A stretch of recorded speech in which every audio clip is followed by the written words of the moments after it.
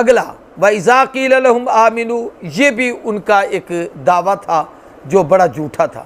جب انہیں کہا جاتا ایمان لاؤ کما آمن الناس، جیسے صحابہ ایمان لائے، تو اب منافق کہتے قالوا انؤمن کما آمن السفہاء، ایسے ایمان لائیں جیسے وہ بے وقوف ایمان لائے۔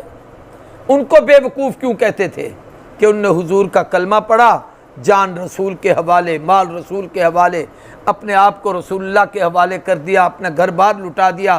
اللہ کے نبی نے فرمایا تو ہجرت کر کے مکے سے مدینے آئے، بدر میں چلے گئے، احد میں چلے گئے، سب کچھ قربان کر دیا ہے۔ یہ کہتے تھے یہ تو پاگل ہیں کہ سب کچھ لٹا دیا ہے۔ ہم کتنے عقل مند ہیں، موقع سمجھتے ہیں تو جاتے ہیں، نہیں سمجھتے تو نہیں جاتے۔ ہمیں فائدہ ہوتا ہے تو نکلتے ہیں، جب فائدہ نہیں ہوتا تو پھر ہم مسلمانوں کے ساتھ نہیں جاتے۔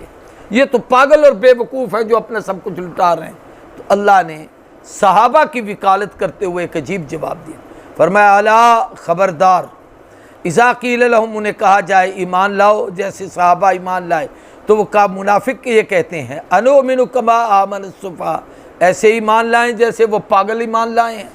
اللہ نے فرمایا الا خبردار انہم ہم السفہاء، حقیقت میں وہی ہی بے وقوف ہیں، ولکن لا یعلمون، لیکن ان کی جہالت کی کیفیت یہ ہے کہ ان کو اس حقیقت کا علم نہیں کہ وہ کتنے بڑے بے وقوف ہیں۔ ایک جملہ ہے بڑا مشہور کہ آدمی بند کمرے میں کوئی آواز لگائے نا تو جیسی آواز نکالے ویسی آواز گونجتی ہے، گنبد کی صدا ہے، جیسی کہو گے ویسی سنو۔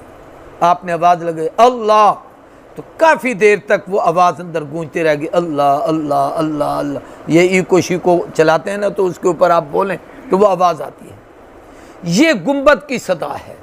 صحابہ ایمان کا محور و مرکز ہیں، ان کے متعلق جیسا اگلے کا عقیدہ ہوگا رب اس کے متعلق وہی فیصلہ کریں گے۔ کہیں گے صحابہ مومن تو اللہ کہے گا ان کو مومن کہنے والے تم سارے مومن۔ اگر خدا نے خواستہ کوئی کہے گا وہ تو بے وقوف تھے جنہوں نے نبی کو دیکھا اور کلمہ پڑھا، تو اللہ کہتا ہے جو ان کو بے وقوف کہتا ہے یہ خود بے وقوف۔ وہ یہ کہتے تھے کہ وہ فسادی ہم اصلاح والے، اللہ نے فرمایا جو ان کو فسادی کہتا ہے حقیقت میں وہی فسادی ہے، تو وہ اصلاح والا نہیں۔ ایک ان کی اور منافقت یہ تھی کہ وَإِذَا لَقُوا الَّذِينَ آمَنُوا، جب وہ اہل ایمان کو ملتے تو ان کو کہتے ہم مومن، بھائی مسلمان بھائی، مومن بھائی، ہاتھ ملاتے۔ اور وَإِذَا خَلَوْا إِلَىٰ شَيَاطِينِهِمْ، جب لوٹتے اپنے شیطانوں کی طرف یعنی کفار کی طرف تو ان کو کہتے انما معکم، ہم تو دلی طور پر تمہارے ساتھ ہیں، انما نحن مستہزئون، ہم تو ان کا مذاق اڑا رہے ہیں۔ ویسے ان کے ساتھ جا کے بیٹھ جاتے ہیں، ان کو خوش کر دیتے ہیں، وہ خوش ہوتے ہیں شاید ہمارے ساتھ ہیں، ہم حقیقت میں ان کے ساتھ نہیں، ہم تو مذاق کر رہے ہیں۔ اللہ اس مذاق کا جواب دے رہے ہیں، اللہ یستہزئ بہم، اللہ بھی ان کے ساتھ مذاق کرتا ہے، وَیَمُدُّہُمْ فِی طُغْیَانِہِمْ، اور ڈھیل دیتا ہے ان کو ان کی سرکشی میں، یعمہون، سرگردان پھریں گے۔ ایک تو دنیا میں اللہ نے ڈھیل دے دی ہے، اچھا جو کرتے ہو کرو، میں جب پکڑوں گا تو میری رسی ایسی سخت ہے کہ جب پکڑوں گا پھر تمہیں چھڑانے والا کوئی نہیں۔ اور ایک یہ ہے کہ قیامت کے دن بھی ان منافقوں کو اللہ کہے گا اچھا جاؤ جنت میں، یہ جنت کے دروازے کھلے ہوئے، جب وہ قریب جانے لگیں گے تو دروازہ ایک دم بند ہو جائے گا، آگے جہنم بڑک اٹھے گی۔ تو یہ کہیں گے اللہ ہمارے ساتھ مذاق کرتا ہے، اللہ فرمائیں گے وہاں تم نے بھی تو ایمان والوں کے ساتھ مذاق کیا تھا، تو جیسا کرو گے ویسا بھرو گے۔ جب ان کے ساتھ تم مذاق کرتے ہو تو پھر اللہ بھی تمہارے ساتھ مذاق کریں گے۔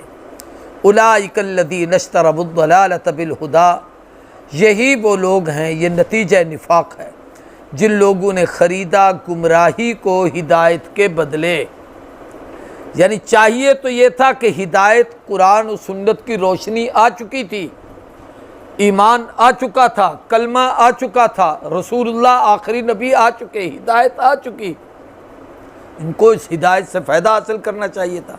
ہدایت کو چھوڑ کر گمراہی کو انہوں نے لیا کہ صحابہ پر تنقید کی، ان کے ایمان کا مذاق اڑوایا، اللہ کے نبی کا پر ایمان لانے سے انکار کر دیا، تو اللہ فرماتے ہیں ان لوگوں نے خریدا گمراہی کو ہدایت کے بدلے، فما ربحت تجارتہم، ان کی یہ تجارت نفع مند نہیں کہ ہیرے اور جواہر ایمان چھوڑ کر ٹھیکرییں اور پتھر اور جناب مٹی لینا، یہ کوئی عقل مندی کی بات نہیں۔